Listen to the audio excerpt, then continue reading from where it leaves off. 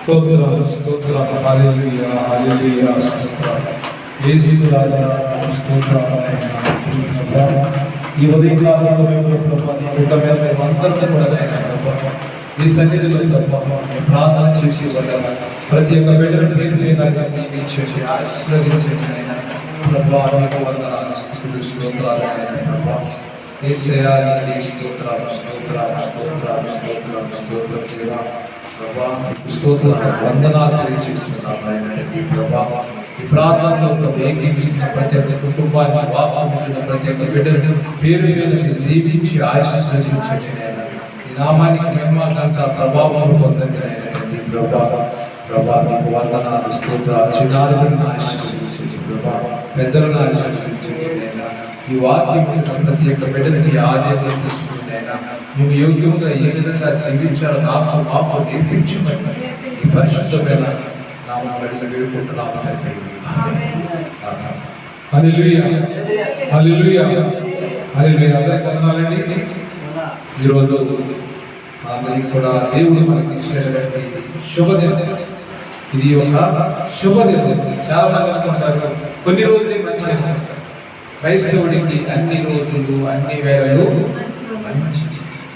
దేవుని యొక్క ప్రేమ ఎందుకంటే మన ఎడల అధికమవుతున్నది, దినదినం కూడా అధికమవుతున్నది. దేవుని ప్రేమ మనం అడుగుతూ ఉన్నాము. మనకు ఈ లోకంలో ఎవరు ఉన్నా లేకపోయినా మనకంటూ ఒక ఆదరణకర్త ఉన్నాడు. దేవుని స్తోత్రం.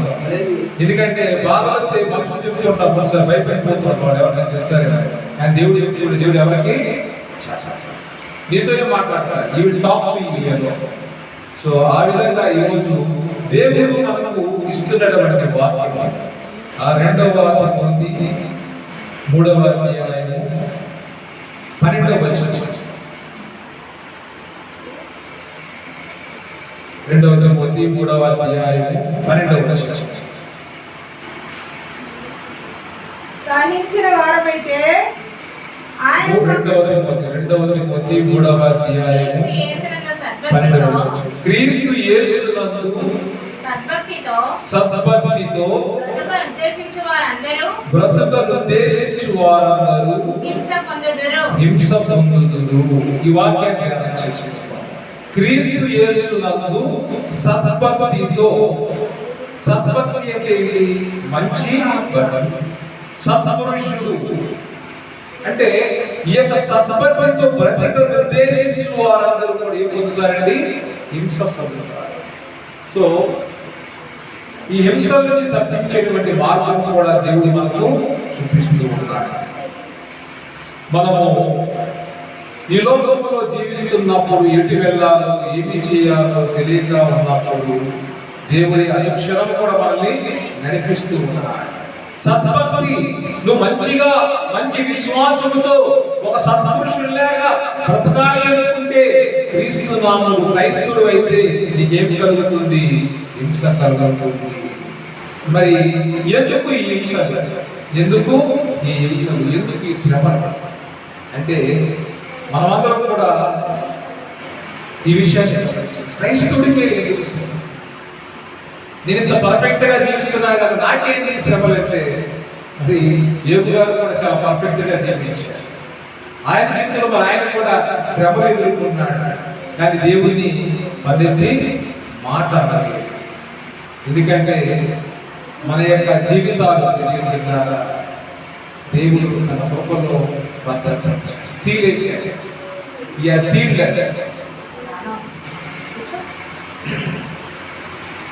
యేసయ్య నిన్ను వెన్నంటగాలి ఆజ్ఞల మార్గము కనిపించెనే. యేసయ్య నిన్ను వెన్నంటగాలి ఆజ్ఞల మార్గము కనిపించెనే. నీవు నన్ను నడిపించగలవు, నడువవలసిన త్రోవను నీవు నన్ను నడిపించగలవు. నేను నడువవలసిన త్రోవను సుగుణాల ధన్యుడా స్తుతిగానాల వారసుడా జీవింతో నిత్యము నీ నీడలో ఆశ్వాదింతును నీ మాటల మకరందము జీవింతును నిత్యము నీ నీడలో ఆశ్వాదింతును నీ మాటల మకరందము. హల్లెలూయా. ఏ గుణాలు ఉన్నాయి ఆయనలో? సుగుణాలు ఉన్నాయి. ఈ గుణం ఉంది ఆ గుణం ఉందని చెప్పడం లేదు, అన్ని గుణాలు ఉన్నాయి. సుగుణాల సంపన్నుడు స్తుతిగానాల వారసుడు. సో ఇప్పుడు యేసయ్య నిన్ను వెంటనే ఆజ్ఞల మార్గము కనిపించేది. నీవు నన్ను నడిపించగలవు, నేను నడవవలసిన త్రోవను. దేవునికి స్తోత్రం. దేవుని బిడ్డలారా, ఇది క్రైస్తవ జీవితం. నువ్వు నమ్ముకున్నటువంటి దేవుడు నిన్ను నడిపించగలడు, నిన్ను విడిపించగలడు, నిన్ను తప్పించగలడు. దేవుని బిడ్డలారా, ఈరోజు క్రీస్తు యేసునందు సంపత్తితో బ్రతకను ఉద్దేశించు వారందరూ, there is no limitation, no restriction, అందరూ అన్నాడు. అందరూ హింసించబడతారు. దేవుడి రోజున నిన్ను క్రైస్తవుడిగా పిలిచి నిన్ను బలపరచు. ఇదే తిమోతి రాసిన పత్రిక 1వ అధ్యాయం 7వ వచనం కూడా చూద్దాం. దేవుడు మనకు శక్తియు ప్రేమయు ఇంద్రియ నిగ్రహము గల ఆత్మనే ఇచ్చేది గాని పిరికితనము గల ఆత్మను ఇయ్యలేదు. పిరికితనము గల ఆత్మను ఇయ్యలేదు. ఏమిచ్చాడు ఆయన?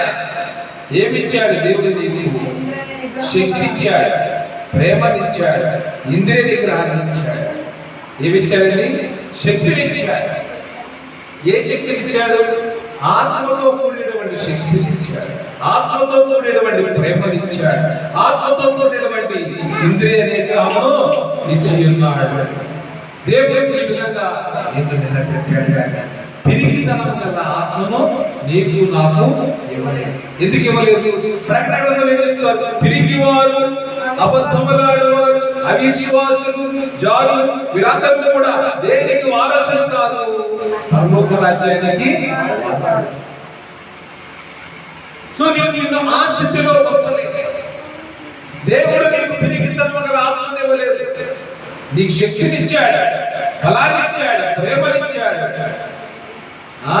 సెల్ఫ్ కంట్రోల్, ఇంద్రియ నిగ్రహం గల ఆత్మను ఇచ్చి ఉన్నాడు. దేవుని బిడ్డలారా, మరి ఈ హేతువు చేత 1:12 2వ తిమోతి 1:12 ఆ హేతువు చేత ఈ శ్రమలను అనుభవించుచున్నాను గాని నేను నమ్మిన వాడిని ఎరుగుదును గనుక సిగ్గుపడను. నేను ఆయనకు అప్పగించిన దాన్ని రాబోతున్న ఆ దినము వరకు కాపాడగలనని, ఆ దినము వరకు ఆయన కాపాడగలనని కూడిగా నమ్ముకొనుచున్నాను. సో ఇప్పుడు చెప్పండి, ఆయన ఒక వాక్యం, నేను నమ్మిన వారిని ఎరుగుదును, నేను నమ్మిన వారిని ఎరుగుదును కనుక సిగ్గుపడను. సో ఇప్పుడు సద్భక్తితో విశ్వసించే వారందరూ ఈ వాక్యాన్ని మూలవాక్యంగా తీసుకోవాలి. నేను నమ్మిన వారిని నేను ఎరుగుదును, నేను ఆరాధిస్తున్న వారిని నేను ఎరుగుదును. ఆయన శ్రమలో కూడా నన్ను తప్పించగలడు. మరి అబ్రహాము ఏమి చూసి దేవుని విశ్వాసం ఉంచాడు? అబ్రహాము నోవాహు ఏమి చూసి నీతిమంతుడుగా జీవించాడు? నిరీక్షణ గురించి మనం చదువుతున్నాం. విశ్వాసం అంటేనే రాబోవు మరి ఆ యొక్క ఆ ఛాయాలోనే ఛాయే గాని ఛాయ అంటే విషయం, దాని రూపమే. అంటే ఎవరు చూడలేదు, కానీ వారు అదృశ్యమైన దాన్ని దేవుడు చూశారు, అదృశ్యమైన దానిలో విశ్వాసం ఉంచారు. కాబట్టి ఆ యొక్క విశ్వాసానికి ప్రతిఫలం ఉందని వాక్యం చెప్తుంది. విశ్వాసం అంటే ఏంటి? అదృశ్యమైనటువంటి శక్తిలో నీవు నమ్మకం ఉంచడమే. ఏమన్నాడు? నేను నమ్మిన వారిని ఎరుగుదును గనుక సిగ్గుపడను. నేను ఆయనకు అప్పగించిన దాన్ని రాబోచున్న ఆ దినము వరకు ఆయన కాపాడగలడని క్రీస్తు యేసునందు ఉంచవలసిన విశ్వాస ప్రేమను కలిగిన వాడనై నీవు నా వలన హితవాక్యము ప్రమాణము గైకొను నీకు అప్పగింపన మంచి పదార్థములను మనలో నివసించిన పరిశుద్ధాత్మ వలన ఆ వాడుకొని తిమోతికి చెబుతూ ఉన్నాడు. దేవుడు నిన్ను ఆ విశ్వాసములో పెంచాలి అని కోరుకుంటూ ఉన్నాడు. ఇక్కడ మరి మనమందరం కూడా చూస్తూ ఉన్నాం. ప్రియలారా, మరి సామెతల గ్రంథం 37వ అధ్యాయం, సామెతలు 37, సామెతలు 37 12 నుంచి కీర్తనలు 37, కీర్తనలు 37, కీర్తనలు 37వ అధ్యాయం. భక్తిహీనులు నీతిమంతుల మీద చదవమ్మా. భక్తిహీనులు నీతిమంతుల మీద దురాలోచన చేయుదురు. వారిని చూచి పండు కొరుకుదురు. వారి కాళ్ళను రక్షించుట ప్రభువు చూచుచున్నాడు. వారిని చూచి ఆయన అద్భుతున్నాడు. దేవునికి స్తోత్రం. హల్లెలూయా. భక్తిహీనులు ఏం చేస్తారు? నీతిమంతుల మీద దురాలోచన చేయుదురు. ఒక ఇన్స్టిట్యూట్ లో నువ్వు నీతిగా పనిచేసి నీ పైన ఉన్నటువంటి అధికారి నిన్నేం చేస్తాడు? నీ మీద లేనిపోయినటువంటి నిందలు వేయాలని చూస్తాడు. నువ్వు ఎంత నమ్మకంగా పనిచేసినా కానీ నీ మీద ఏదో ఒక బురద చల్లాలని చూస్తాడు. నీ జీవితంలో ఏదో ఒక మచ్చ చేయాలని ఆలోచిస్తాడు. కొంత చెడు ముద్ర వేయాలని ఆలోచిస్తాడు. కానీ దేవుడు ఏం చేస్తున్నాడు? అక్కడ చూడండి, వారిని చూసి ఆయన నవ్వుచున్నాడు. దేవునికి స్తోత్రం. హల్లెలూయా. నీ మీద ఎవరైతే నిందలు వేస్తున్నారో, నీ జీవితంలో ఎవరైతే నిన్ను అవమానపరుస్తున్నారో, ఎవరైతే నిన్ను సిగ్గుపరుస్తున్నారో, వారిని చూసి దేవుడు నవ్వుతూ ఉన్నాడు. దేవునికి స్తోత్రం. హల్లెలూయా. నా ప్రియ సహోదరి సహోదరుడా, నువ్వు ఏ స్థితిలో ఉన్నావు, ఏ ఇన్స్టిట్యూట్లో ఉన్నావు, ఏ సంస్థలో పనిచేస్తున్నావు, ఎవరి దగ్గర పని చేస్తున్నావు, నీ మీద నిందలేసే వారిని చూసి దేవుడు ఈ రోజు నవ్వుతూ ఉన్నాడు. దేవునికి స్తోత్రం. ఇక్కడ యథార్థముగా దీనులను దరిద్రులను పడద్రోయుటకై, యథార్థముగా ప్రవర్తించు వారిని చంపుటకై భక్తిహీనులు కత్తి దూసి ఉన్నారు, విల్లెత్తి పెట్టి ఉన్నారు. వారి కత్తి వారి హృదయములోనే దూరును, వారి విల్లు విరువబడును. వారి కత్తి ఎక్కడ దొరుకుతుంది? వారి హృదయంలో దొరుకుతుంది. వారి యొక్క విల్లు వారినే విరుస్తూ ఉన్నాయి. సో ఇప్పుడు మనం ఏం చేయాలి?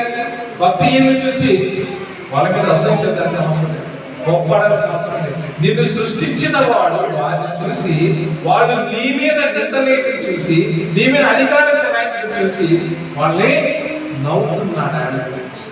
వాళ్ళ గతి ఎందుకంటే త్వరగానే ఆయన చూస్తారు. వాళ్ళు ఎక్కడ చెప్పాలి కాబట్టి మరి ఆయన సిద్ధంగా ఉన్నాడు. భక్తిహీనులు కత్తి తీస్తే ఆ కత్తి వారిలోకే దూసుకుంటుంది. దేవుని క్రైస్తవ జీవితంలో మరి ఇది ఒక గొప్ప ఆదరణ కలిగించేటువంటి వాక్యం. క్రైస్తవుడికి గొప్ప ఆదరణ కలిగించేటువంటి వాక్యం. దేవుడి విధంగా తప్పిస్తూ ఉన్నాడు, మనల్ని తప్పిస్తూ ఉన్నాడు. నువ్వు చాలాసార్లు మరి మా అందరం కూడా ప్రభు వారు కూడా మనకి ఇదే వాక్యం. మత్తయి సువార్త 10వ అధ్యాయం, మత్తయి సువార్త 10వ అధ్యాయం, మత్తయి సువార్త 10:22 నుంచి 25 చదువుతున్నాం. మీరు నా నామము నిమిత్తము అందరి చేత ఉపేక్షించబడుదురు, అంతము వరకు సహించువాడు రక్షింపబడును. అంతం వరకు సహించిన వాడు రక్షించబడతాడు. దేవునికి స్తోత్రం. హల్లెలూయా. మరి అక్కడ నా నామం నిమిత్తం మీరు ద్వేషించబడతారు. ముందుగానే ఆయన డిసైడ్ చేశాడు, ముందుగానే తెలిసించాడు. ఎవరైతే ఆయన అనుసరిస్తున్నారో వాళ్ళందరూ కూడా నా నామం నిమిత్తం మీరందరూ కూడా ద్వేషించబడతారు అనేటువంటి మాట ముందుగా చెప్పాడు. అంతం వరకు సహించిన వాడు రక్షింపబడుతున్నాడు. మరి ఇక్కడ వారి పట్టణంలో మిమ్మల్ని దర్శించినప్పుడు మరియ పట్టణానికి పారిపోబడి మనుష్య కుమారుడు వచ్చే వరకు మీరు ఇశ్రాయేలు పట్టణంలో సంచారం చేసి ఉన్నారని నిశ్చయముగా మీతో చెప్పుచున్నాను. అంటే ఆయన వచ్చేంత వరకు మనం ఏం చేయాలి? సువార్త చేస్తూ ఉండాలి. సో ఎన్ని పట్టణాల్లో మనము ఏం చేసి ఉన్నాము? అన్ని పట్టణాలకు సువార్త చేయటము సంపూర్తి కాదు, ఇంకా మిగిలిపోతూనే ఉన్నది. మిగిలిపోతున్నప్పుడు ఏమవుతుంది? వారి పరిస్థితి చాలా దారుణంగా ఉన్నది. ఆయన మాట విన్న వారు రక్షించబడతారు. ఆయన మాట విన్న వారు మరి మండుచున్నటువంటి అగ్నిగంధంలోనికి పడతారు.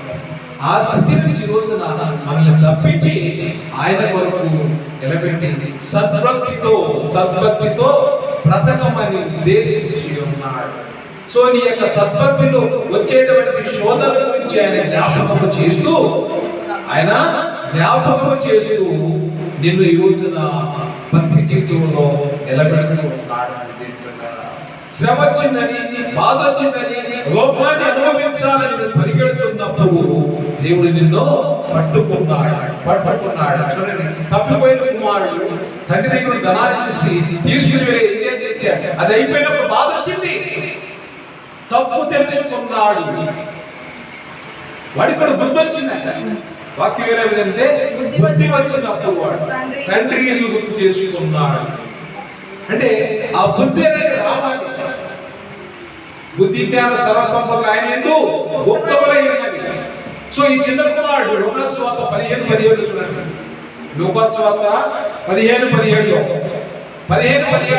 వచ్చినప్పుడు దాని ముందు ఏం చేసి ఎక్కడ ఉన్నాడండి? ఆయన పందులు తినే పొట్టు దగ్గర ఉన్నాడు. కొన్ని దినములైన తరువాత చిన్న కుమారుడు సమస్తాన్ని కూడబెట్టుకుని దూరదేశాన్ని వెళ్ళిపోయి తన ఆస్తిని దుర్వ్యాపారం వలన పాడు చేశాడు. అదంతా ఖర్చు చేసిన తర్వాత ఆ దేశమందు గొప్ప కరువు రాగవాడు ఇబ్బంది పడసాగి వెళ్ళి ఆ దేశంలో ఒక చెరపని చెంత చేయలేదు. అతడు పందులను లేపుటకు తన పొలములోనికి వారిని పంపాడు. 15:16 వాడు పందులు తిని పొట్టుతో తన కడుపు నింపుకొని ఆశపడితే గాని ఎవడను వానికి ఏమీ ఇయ్యలేదు. 17 అయితే బుద్ధి వచ్చినప్పుడు వాడు నా తండ్రి యొద్ద ఎంతో మంది కూలి వంటలకు అన్నం సమృద్ధిగా ఉన్నది, నేనైతే ఇక్కడ ఆకలికి చచ్చిపోతున్నాను. ఇది రియలైజేషన్. అంటే బుద్ధి రావడం ఏంటి? చేసిన తప్పుడు తెలుసుకున్నాను, రిగ్రెట్ అవుతున్నాడు. నా తండ్రి ఇంటి దగ్గర అనేక మంది పనివాడు ఎంత హాయిగా సుఖంగా బ్రతుకుతున్నారు, ఎంత మేలుకరమైనటువంటి ఆహారాన్ని భుజిస్తూ ఉన్నారు. మరి నా పరిస్థితి ఏంటి? ఈ యొక్క పందులు తినేటువంటి పొట్టు కూడా దొరకడం లేదు. ఈ యొక్క హీనస్థితిని భరించలేకపోతూ ఉన్నాడు. నువ్వు కూడా దేవుని నీ శ్రమలు కలిగినప్పుడు, దుఃఖం వచ్చినప్పుడు దేవుని విడిచిపెట్టేసి ఈ లోకములో ఉన్నటువంటి దేనినైనా నువ్వు ఆశ్రయించినప్పుడు నీ పరిస్థితి కూడా అయితే జీవము గల దేవుని విడిచిపెట్టినటువంటి ఈ యొక్క గుణము నీలో ఒకవేళ ఉండునేమో అని మిమ్మల్ని మీరు జాగ్రత్తగా చూసుకోమన్నాడు పౌలు గారు. హెబ్రీయులకు రాసిన లేఖలో చూడండి. హెబ్రీయులకు రాసిన లేఖ. మీ సహోదరుడా, ఇక్కడ ఈ యొక్క వాక్యంలో జీవము గల దేవుని విడిచిపెట్టేటువంటి ఆ గుణము గాని ఆ లక్షణము గాని మనకు ఒకవేళ ఉంది ఏమో జాగ్రత్తగా చూసుకోండి అని అన్నాడు. ఆ 3వ అధ్యాయం 12వ వచనం. సహోదరులారా, హెబ్రీయులకు రాసిన లేఖ 3వ అధ్యాయం 12వ వచనం. సహోదరులారా, జీవము గల దేవుని విడిచిపోవునట్టి విశ్వాసము లేని దుష్ట హృదయము మీలో ఎవరి యందైనను ఒకవేళ ఉండునేమో అని జాగ్రత్తగా చూసుకొనుడి. దేవునికి స్తోత్రం.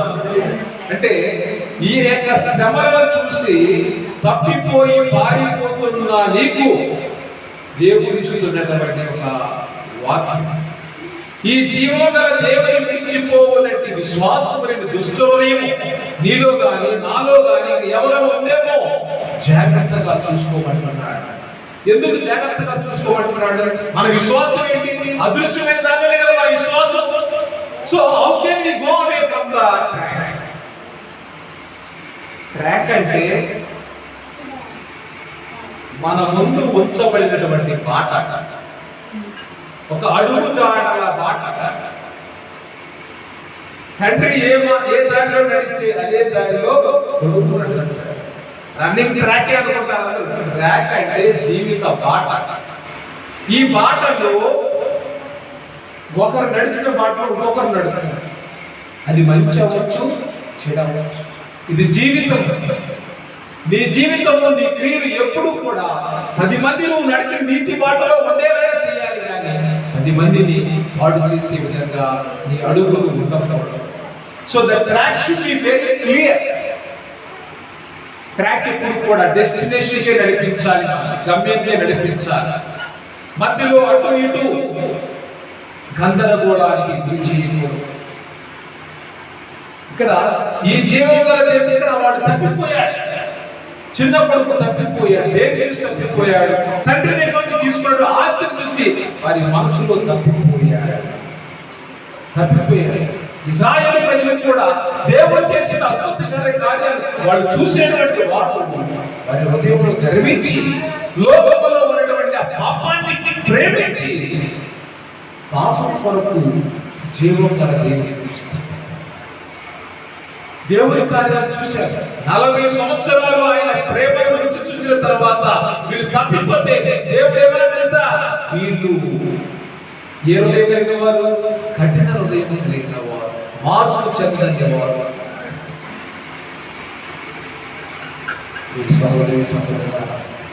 ఆయన రక్షణలో పాలు పొందుకోవాలి అంటే ఈ మార్గం కూడా ప్రయాణించాలి. నా నామము నిమిత్తము అందరూ మమ్మల్ని ద్వేషిస్తారు, అంతము వరకు సహించిన వాడు. మరి ఇక్కడ చిన్నప్పుడు తప్పిపోయాడు కదా, తప్పిపోయాడు. మన పిల్లలు కూడా అడిగాడు, వెళ్ళినప్పుడు ఆడి తప్పిపోతాడు. ట్రాక్ రాను అని చెప్పేసి అక్కడ ఆగిపోతాడు. ఆడి కొనిస్తే మనకంటే ముందు పరిగెడతాడు. అలాగా అంటే ఈ జీవము గల దేవుని విడిచిపోయేటువంటి ఒకవేళ విశ్వాసం లేని ఏ హృదయం అండి? దుష్ట హృదయం. అంటే ఈ విశ్వాసం లేని దుష్ట హృదయం ఒకవేళ ఎవరైనా ఉందేమో జాగ్రత్తగా చూసుకోండి. నేడు మీరు ఆయన శబ్దం విని కోపం పుట్టించినప్పటి వలె మీ హృదయంలో కఠినపరచకూడని ఆయన చెప్పిన కనుక పాపం వలన కలుగు భ్రమ చేత మీలో ఎవడు కఠినపరచబడకుండానట్లు నేడు సమయం ఉండగానే ప్రతి దినము ఒకరినొకడు బుద్ధి చెప్పుకొనుడి. దేవునికి స్తోత్రం. ఎలాగనగా మొదట నుండి మనకున్న దృఢ విశ్వాసం అంతము మట్టుకు గట్టిగా చేపట్టబడేయాలని క్రీస్తులో పాలువారమై. అంటే కొంతవరకు క్రిస్టియన్ లీడ్ చేసి మరి కొంతకాలం నీలాగా నీకు ఇష్టం వచ్చినట్టు లీడ్ చేయడానికి ఇష్టం లేదు. అంతవరకు పట్టుకున్నటువంటి విశ్వాసాన్ని కొనసాగించితేనే రక్షణ. మధ్యలో ఆపు చేస్తే నిరీక్షణకు ఇంకా సమాధానము లేదు. క్రైస్తవ జీవితం అంటేనే నిరీక్షణ. అది నిందైన అవమానమైన శోధనైన దాన్ని ఓర్పుతో నిరీక్షించి దేవుని దగ్గర సమాధానం కోసం వెతకాలి. మరి యొక్క దుష్ట హృదయం మనలో ఉందో మనం చూసుకోవాలి. దాన్ని తీసివేయమని దేవుడు అడగాలి.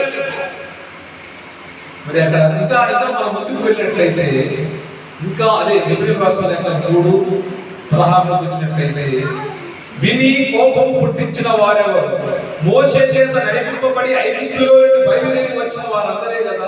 ఎవరి మీద 40 ఏళ్ళు ఆయన కోపగించెను? పాపం చేసిన వారి మీదనే కదా. వారి శవములు అరణ్యంలో రాలిపోయింది. తన విశ్రాంతిలో ప్రవేశించునని ఎవరిని గురించి ప్రమాణం చేశాను? అవిధేయులైన వారి గురించి కదా. అవిధేయులైనటువంటి వారు అవిధేయుల వారి గురించే కదా.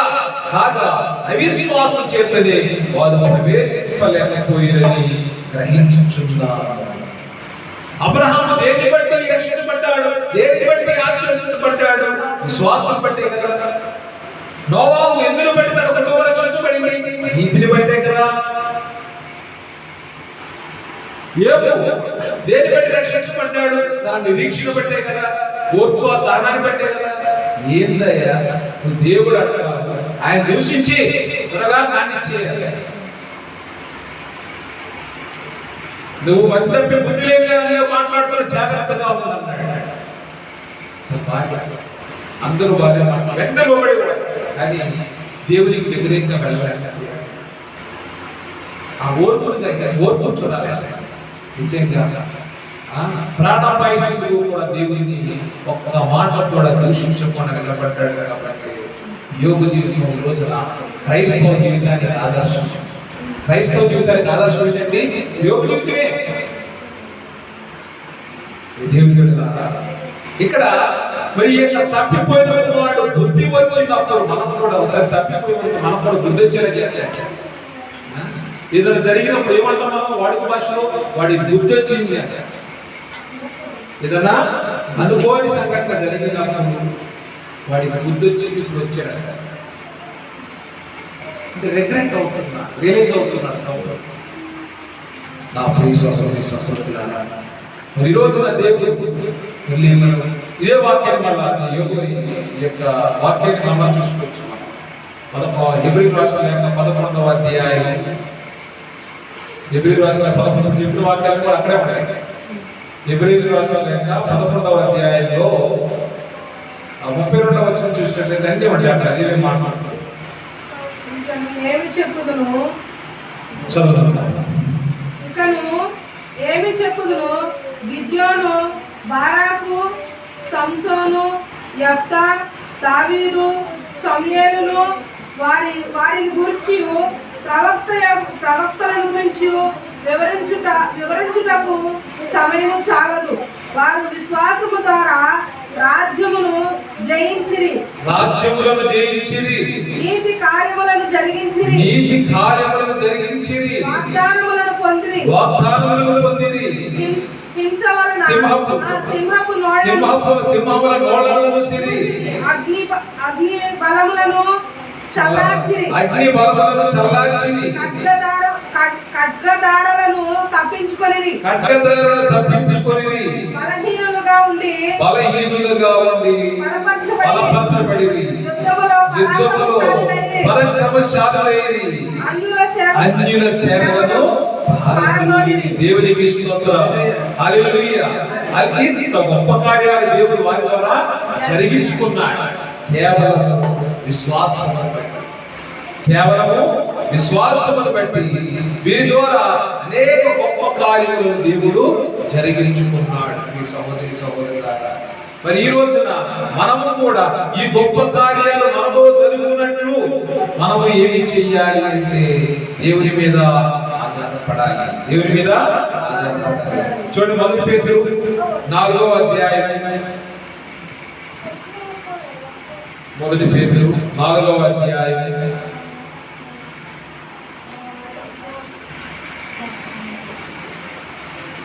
12 నుంచి.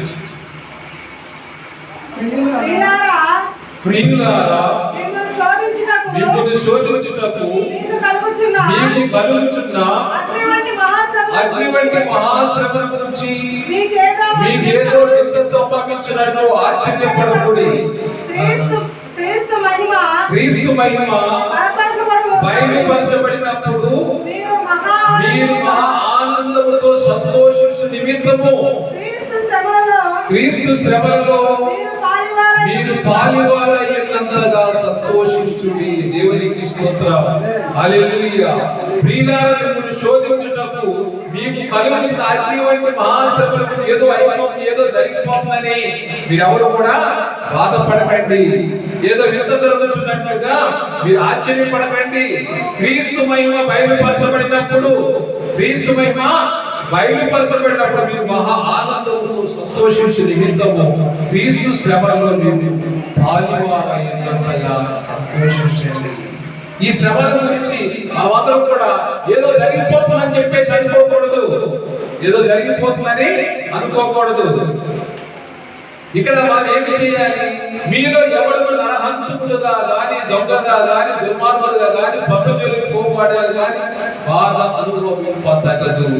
ఎవడైనా నువ్వు క్రైస్తవుడైనందుకు బాధ అనుభవించినలా అతడు సిగ్గుపడక ఆ పేరుని బట్టి దేవుని మహిమపరచబడేది. దేవునికి స్తోత్రాలు.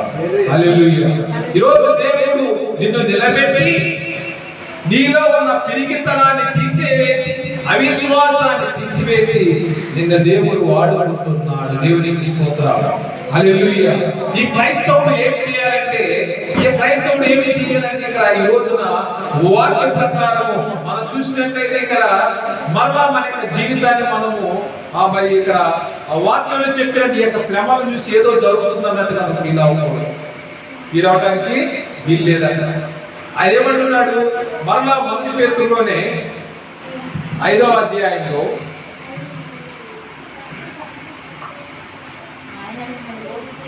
9:5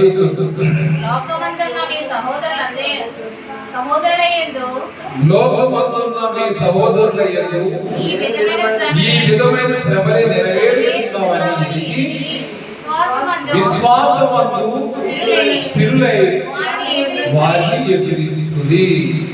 లోకమందున మీ సహోదరుల యందు కూడా ఈ విధమైన శ్రమలే జరుగుతున్నాయని తెలుసుకొని విశ్వాసమందు స్థిరులై వారిని ఎదురించుడి అని వాక్యం చెప్తున్నాడు.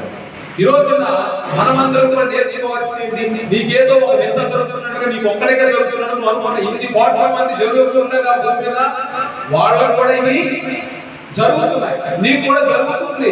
ఏదో నీకు ఒక్కడిగా జరిగినట్టుగా నువ్వేమి దేవుని విడిచిపోవాల్సిన అవసరం లేదు.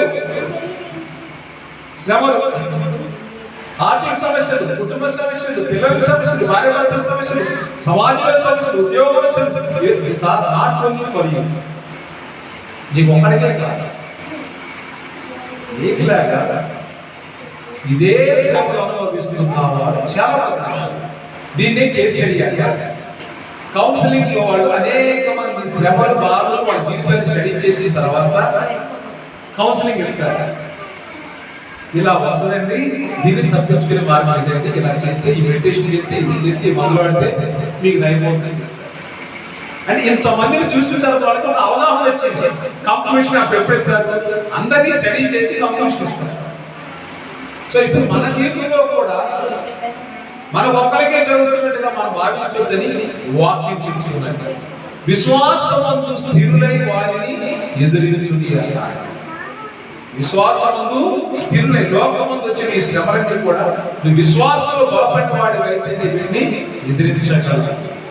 తన నిత్యమహిమకు క్రీస్తునందు మిమ్మల్ని పిలిచిన సర్వ కృపానిధి దేవుడు కొంచెం కాలం మీరు శ్రమపడిన పిమ్మట తానే నేను పూర్ణులుగా చేసి స్థిరపరిచి బలపరచు. నిన్ను సంపూర్ణంగా రూపొందిస్తాడు. నిన్ను ఆయన సంపూర్ణంగా చెక్కిన తర్వాత నిన్ను స్థిరపరిచి నేనేం చేస్తాడు? స్థిరపరిచిన తర్వాత బలపరుస్తాడు. అందరూ కూడా విశ్వాసం లేకుండా ప్రార్థన చేసేసి నాకు జరగట్లేదు, దేవుడు చూడలేదు అని చెప్పి వేదన పడుతూ ఉంటారు. ఫస్ట్ ఏం స్టాండర్డ్ గా ఉండాలి? First your faith should be standard. Faith లో స్టాండర్డ్ లేకుండా, నీ జీవితంలో ఒక వాల్యూ లేకుండా నువ్వు దేవుని యొక్క కార్యాలు చూడండి ఎలా చూస్తావు? అదే అడుగుతున్నాడు ఆయన. ఫస్ట్ నువ్వు విశ్వాసంలో నిలబడాలి, బలంగా నిలబడు అంటున్నాడు. నిలబడిన తర్వాత చూస్తావు ఆయన నీకు ఆయన లేక విశ్వాసం అలగంటో ఇప్పుడు చూస్తావు. నువ్వు ఆయన కొరకు నిలబడిన తర్వాత చూస్తావు. పడిపోయేటప్పుడు స్వల్ప విశ్వాసం, అల్ప విశ్వాసం రెండు పనిచేయండి. పేతురు పడవలో ఏం చేస్తే ప్రయాణం చేస్తే నీటి మీద నడిచేస్తారు తప్ప నడుస్తుంటే మునిగిపోతున్నాడు. మునిగిపోతున్నాడు. ప్రభు నేను మునిగిపోతున్నాను నడిచాడు. అల్ప విశ్వాసం ఎందుకు సందేహించేవాడు? ప్రభు గద్దించాడు. వారి ధోనిలో ప్రయాణం చేస్తుంటే ప్రభు ఆ ధోనిలో ఉంటే ప్రభు ఈ యొక్క గాలికి అటు ఇటు మేము కొట్టుకుపోతున్నాం ప్రభు వారి కేకలు వేశాడు. ఏ పట్టణంలో లేక హాయిగా పడుతున్నావు అంటే బాధలు ఏమంటామో తెలియదు. బాధ వచ్చినప్పుడు రోజు ఇష్టానుసారంగా మాట్లాడతారు. భక్తుంటే భక్తున్న వారి పిల్లలు పిల్లలు ఎదురు ఎవరుంటే మన సబార్డినేట్స్ ఎవరితో నేర్తాం. సో విశ్వాసములో నిలకడగా నువ్వు వేరు పారిన తర్వాత ఒక చెట్టు ఏ విధంగా భూమిలోనికి వేరు మా ఇంటి దగ్గర మరి కరివేపాకు కాకరకాయ చెట్టు పెంచుతున్నా. దాని మొదలు ఎక్కడా అని పరీక్షించాను. చూడలేదు, చెట్టు అయితే చూస్తున్నాం రోజు. దాని మొదలు ఎక్కడి నుంచి వచ్చి 4 అడుగులు వచ్చిన కొద్దిలో దేనిలో చేసినా కనిపించట్లేదు. ఈ రోజు ప్రత్యేకంగా అబ్జర్వ్ చేస్తే దాని వేరు సన్నగా ఉంది, ఆకుగా ఉంది, లావుగా పచ్చగా. చూసి నేను అనుకున్నాను, ఇది వేరు చిన్నదైనా కానీ చెట్టు మాత్రం చాలా, అంటే దాని యొక్క వేరు భూమిలో బాగా వేరు బాగింది కాబట్టి దాని యొక్క ఆకులు దానికి 3 కాయలు సంతోషించారు, చిన్న కాయలు.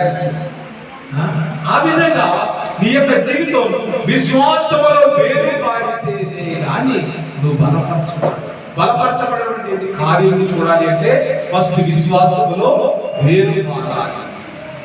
అప్పుడే నీ జీవితం బలపడగా ఉంటుంది. సత్వత్వంతో వద్దు బ్రతుకును ఉద్దేశించి వాళ్ళు ఏమవుతారు? మన మూల వాక్యం అదే కదా. 2 తిమోతి 3వ అధ్యాయం 12వ వచనం చూడండి. దేవునితో బతుకును ఉద్దేశించువారు క్రీస్తు యేసునందు సద్భక్తితో బ్రతుకును ఉద్దేశించువారు దేవుడు మనకి ఏ ఆత్మ ఇవ్వలేదు? తిరిగి తనకు గల ఆత్మను ఇయ్యలేదు. చిన్న కుమారుడు ఎప్పుడు బుద్ధి వచ్చింది? పంతులు తినేటువంటి పొట్టు తిన్న తర్వాత బుద్ధి వచ్చింది. అంటే ఇక్కడ ఆ కరువు సమయంలో బుద్ధి తెచ్చుకున్నాడు. జ్ఞానం లేని తండ్రి ఇంటికి వెళ్ళిపోదాం అనుకున్నాడు. తండ్రి ఇంటికి వెళ్ళాలంటే యేసు ఒక్కడే మార్గం. యేసులో నీ విశ్వాసం లేకుండా తండ్రి ఇంటికి వెళ్ళడం అసాధ్యం. సో ఇది తండ్రి ఇంటికి వెళ్ళిపోదాం అనుకోంటే భౌతికంగా ఇక్కడ వాళ్ళ డాడీ కాబట్టి భూమి చర్చించాడు. మరి పరలోక రాజ్యం ఎలా సాధ్యమవుతుందంటే నువ్వు పరిపూర్ణంగా మారు మనసు పొందితే తప్ప పరలోక రాజ్యంలో ప్రవేశించవచ్చు. సో ఈ యొక్క శ్రమలలో పాలు పొందుకుని వారి యొక్క ప్రాణాలను సమర్పించిన వారు ప్రభు యొక్క సన్నిధిలో ఉన్నారు. పాపాలకు ఎర్రని వస్త్రాలు సింధూరం వంటి వారి పాపాలను కూడా కడిగి వేసుకుని తెల్లవారి అలంకారంలాగా శుద్ధి చేసి ఉన్నారు. వాళ్ళు ఎవరు చూడండి. ప్రకటన గ్రంథము 7వ అధ్యాయం 14వ వచనం. ప్రకటన గ్రంథము 7వ అధ్యాయము తీసుకోండి. ప్రకటన గ్రంథం 7వ అధ్యాయం చదువు.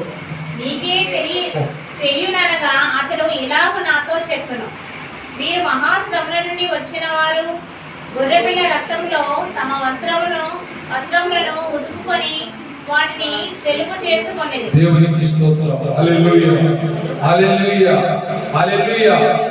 దేవుని బిడ్డలారా, ఇక్కడ ఈ అధ్యాయంలో మనం చూస్తూ ఉన్నాం 13వ వచనం. పెద్దలలో తెల్లని వస్త్రాలు ధరించుకొని ఉన్న మీరెవరు అని అడిగారు. అక్కడికి ఎవరున్నారు? పరిశుద్ధులు. పెద్దల్లో ఒకడు తెల్లని వస్త్రం ధరించుకొని ఉన్న మీరెవరు, ఎక్కడ నుండి వచ్చి నన్ను అడిగినప్పుడు అందుకు నేను, అయ్యా నీకు తెలియనగా అతడు ఇలాగ నాతో చెప్పాను, మీరు మహాశ్రమల నుండి వచ్చిన వారు. ఎక్కడి నుంచి వచ్చేవారండి? మహాశ్రమల నుండి వచ్చిన వారు. గొర్రె పిల్ల రక్తములో తన వస్త్రమును ఉదుకుకొని వాటిని తెలుపు చేసుకునేది. యేసుక్రీస్తు వారు పొందిన దెబ్బల చేత మనకు స్వస్థత కలుగుతున్నది. సో వారి యొక్క రక్తములో వారి యొక్క పాపాలను కడుక్కొని ఈ యొక్క ఎర్రని పాపాలను మురికి గుంటలను వారి యొక్క వస్త్రాలను వారి యొక్క జీవితాలను ఆయన రక్తంలో కడిగి వేసుకున్నటువంటి వారు వీళ్ళు. ఇప్పుడు ఎలాంటి వస్త్రాలు ధరించుకున్నారు? ఎలాంటి వస్త్రాలు ధరించుకున్నారు? గొర్రె పిల్ల రక్తంలో తమ వస్త్రం ఉతుక్కుని వాటిని తెలుపు చేసుకొని. నా ప్రియ సహోదరి సహోదరుడా, ఘోరమైనటువంటి పాపిగా జీవిస్తున్న నన్ను ఈ రోజున ఈ శ్రమలలో ప్రయాణం చేస్తున్న నిన్ను ప్రభు పిలిచాడు, ప్రత్యేకించాడు, నిన్ను పరిశుద్ధిని చేశాడు. గొర్రె పిల్ల రక్తంలో నీ వస్త్రాలు కడుగుతున్నావు. వస్త్రాలు అంటే జీవితాన్ని కడుగుతున్నావు. సో ఇప్పుడు నువ్వు మెరిసిపోతున్నావు. You are dazzling, you are shining. అంటే ఆ వెలుగు ఆ కాంతిలో నిన్ను ఆ దేవతలు చూస్తూ ఉన్నారు, ప్రధాన యాజకులు చూస్తూ, అక్కడ 24 పెద్దలు చూస్తూ ఉన్నారు. వీళ్ళందరూ చూస్తూ వీళ్ళు ఎవరండి చూసారా? ఈ శ్రమ ఏదో నీకు ఒక్కడిగా కలుగుతున్నట్టుగా నువ్వు ఆశ్చర్యపోవద్దు అన్నట్టు వాక్యం. సో వీళ్ళని చూసి అంటే ఈ శ్రమల్లో అనుభవించిన తర్వాత వీరిని చూసి అందరూ ఆశ్చర్యపోతున్నారు. వీరు ఎవరండి అంటే గొర్రె పిల్ల రక్తంలో వారి వస్త్రాలను దేవునికి స్తోత్రాలు. నిన్ను చూసి ఈ లోకంలో ఉన్నటువంటి వారందరూ కూడా ఆశ్చర్యపోవాలి. నీ జీవితం దేవుడు ఏ విధంగా కట్టాడో, నీ జీవితాన్ని ఏ విధంగా మార్చారో నీ చుట్టుపక్కల ఉన్న వారు, నీ ఇరుగు పొరుగు వారు చూసి వారి జీవితాలు మారిపోవాలి. దేవునికి స్తోత్రాలు. మీరు ఎవరండి? మీరు ఎవరండి? We should come to that point. ఎవరు రావాలి? మనం దేవునికి స్తోత్రాలు. ఎప్పుడైతే మనం ఆ పాయింట్ రీచ్ అవుతామో నిజంగా యు ఆర్ ఏ టెస్టిమనీ. నీ సాక్ష్యాన్ని ఆయన చూస్తాడు. అంటే నువ్వు శ్రమల గుండా ప్రయాణం చేసి క్రీస్తు కొరకు నిలబడ్డావు కాబట్టి నీ సాక్ష్యాన్ని బట్టి దేవుడు నిన్ను నిలబెడతాడు. దేవునికి స్తోత్రాలు. హల్లెలూయా. కాబట్టి నా ప్రియ సహోదరి సహోదరులారా, ఈ యొక్క క్రీస్తునందు సద్భక్తితో బ్రతకడం ఉద్దేశించు వారందరూ కూడా శ్రమలు పొందుతారు, హింసలు పొందుతారు, బాధలు పొందుతారు, వేదన చెందుతారు. నిలబడాలి. నీ విశ్వాసములో నువ్వు నిలబడిన తర్వాత దేవుడు నిన్ను బలంగా నిలబెడతాడు. దేవునికి స్తోత్రాలు. హల్లెలూయా, హల్లెలూయా. బలము పొందాలి అంటే విశ్వాసములో నిలబడాలి. విశ్వాసంతో నిలబడాలి. నిలబడిన వాడే బలపరచబడతాడు, ఆశీర్వదించబడతాడు. ఆయన ఆశీర్వదిస్తే అది ఎన్నటన్నిటికీ ఆశీర్వాదమే. ఎవరు కూడా అనే దేవునికి స్తోత్రాలు. అలాంటి విశ్వాసం దేవుడు మనకు గ్రహించినట్లు ఆ గొర్రె పిల్ల రక్తంలో అనేక ఈ రోజుల్లో మరి ఏమన్నా మచ్చడాలు కలంకం ఏదైనా ఉంటే దాన్ని గొర్రె పిల్ల రక్తంలో కడుక్కుని ప్రభు యొక్క రక్తాల్లో పాల్పంచుకోవడానికి సిద్ధపడతారు. దేవుడి మాట అందరికీ